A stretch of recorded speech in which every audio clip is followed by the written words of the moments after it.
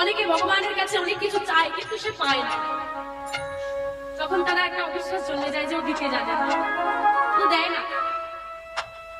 তুমি যা চাও ভগবান তোমাকে তা দেয় না, কোনোদিনই দেয় না।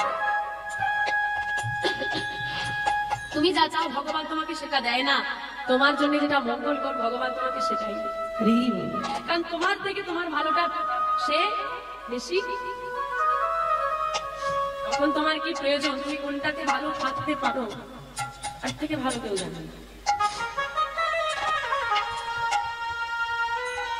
তাই বিশ্বাস করো, যদি কেউ চোখ বন্ধ করে গোবিন্দকে বিশ্বাস করতে পারে না, কষ্ট হবে। আমি এটা বলবো না যে আপনার জীবনে কষ্ট হবে না, কারণ ভগবানকে যারা ভালোবাসে তাদের একটু বেশি কষ্ট হয়, কষ্ট হবে, কিন্তু কোনোদিন সে তোমাকে হারতে দেবে না।